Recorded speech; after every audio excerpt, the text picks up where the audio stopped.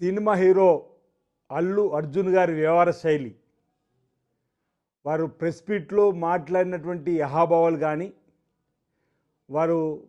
మాట్లాడిన తీరు కనీసం పశ్చాత్తాపం కూడా కనిపించలేదు. వ్యవహార శైలి దారుణంగా కనిపించిన సందర్భం. ఓవైపు రేవతి కుటుంబానికి సానుభూతిని చూపే ప్రయత్నం కూడా కనిపించకుండా మా గౌరవ ముఖ్యమంత్రి శ్రీ రేవంత్ రెడ్డి గారు అసెంబ్లీలో మాట్లాడినటువంటి మాటలను తప్పుపట్టే విధంగా నిన్నటి రోజు అసెంబ్లీలో రైతు భరోసా పైన చర్చ జరుగుతున్నప్పుడు ఎంఐఎం పక్ష ఫ్లోర్ లీడర్ అక్బరుద్దీన్ ఓవైసీ గారు ఈ ప్రస్తావన తీసుకొచ్చిన దరిమిలా సభ ద్వారా సమాచారాన్ని అందించే ప్రయత్నంలో మా గౌరవ ముఖ్యమంత్రి శ్రీ రేవంత్ రెడ్డి గారు మాట్లాడిన తీరు, అసెంబ్లీలో మాట్లాడింది అధికారికంగా ఆన్ రికార్డ్, పోలీస్ శాఖ ఇచ్చినటువంటి నివేదికను, ఆ రోజు జరిగినటువంటి సంఘటనను అసెంబ్లీ ద్వారా చెప్పే ప్రయత్నం మా ముఖ్యమంత్రి రేవంత్ రెడ్డి గారు చేస్తే దాన్ని తప్పుపట్టే విధంగా ఆ రోజు ఈ బాబు రేవతి చనిపోయింది, బాబు కూడా చనిపోయిందని పోలీసులు అనుకొని ఏసీపీ వెళ్ళి హాల్లో యజమానులకు చెప్పే ప్రయత్నం చేసినా పట్టించుకొని సందర్భాన్ని గుర్తు చేస్తూ డీసీపీ గారు స్వయంగా వెళ్ళి సీనియర్ అల్లు అర్జున్ గారికి చెప్పి వెళ్ళాల్సిందే, బయలుదేరాల్సిందే అని చెప్పిన మాట చెప్పిన తర్వాత వారు వెళ్ళేటప్పుడు కూడా చేతులుపుతూ పోయిందంటే కూడా నేను దానిపై ప్రత్యాప్త పడకుండా వీడియోలన్నీ బయటకు వచ్చినాయి. అంటే అసెంబ్లీలో మా ముఖ్యమంత్రి గారు మాట్లాడిన తర్వాత కూడా ప్రెస్ మీట్ ద్వారా ఈరోజు తను మాట్లాడిన తీరు చూసి నేను అడుగుతున్న అల్లు అర్జున్ గారిని, ఒకసారి సమాజాన్ని అడుగు, సమాజం ఈరోజు ఏ విధంగా ఆ సంఘటనల పట్ల ప్రాశ్చాత్యపడుతూ బాధపడుతున్న అంశాన్ని కూడా చూడకుండా రేవతి కుటుంబానికి ఎందుకు సాయం చేయలేనటువంటి ఆలోచన అల్లు అర్జున్ గారు రాకపోవడం, అసలు వారి దగ్గర సమాధానం లేని సందర్భంలో తన వ్యక్తిగత ప్రతిష్ట గురించే తప్ప చనిపోయిన రేవతి గురించి కానీ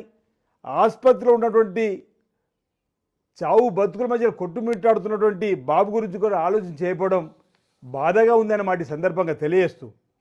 20 ఏళ్ళు కష్టపడి తన పేరు వచ్చిందని చెప్పుకోవడమే తప్ప అక్కడ ఒక ప్రాణం పోయిందనే ఆలోచన రాకపోవడం, ఇక్కడ ఇంకా దబాయింపు కనిపిస్తూ ఉంది.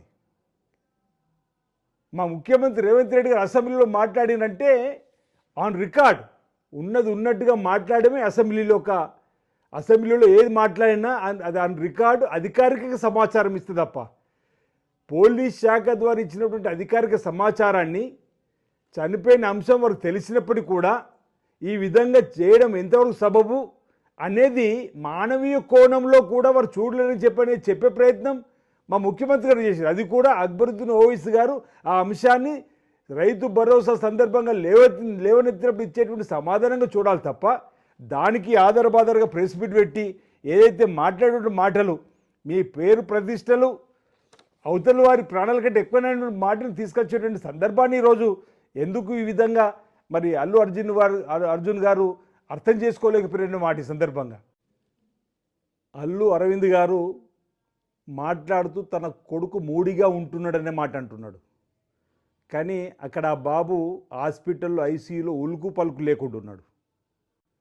అల్లు అరవింద్ గారు మాట్లాడుతున్న తీరు సభ్య సమాజం ఏ విధంగా తీసుకోవాలని అర్థం కాని పరిస్థితి, సిగ్గుతో తలదించుకోవాల్సిన సందర్భంగా ఉన్నట్టు కనిపిస్తుంది తప్ప ఆ కోణం ఎందుకు ఆలోచిస్తున్నారని చెప్పనమాట. అసెంబ్లీలో మా గౌరవ ముఖ్యమంత్రి గారు సినీ పరిశ్రమకు ఇండస్ట్రీ ముందుకు పోవడానికి కోసం ఈ ప్రభుత్వం కృతనిశ్చయంతో ఉంది, ఎలాంటి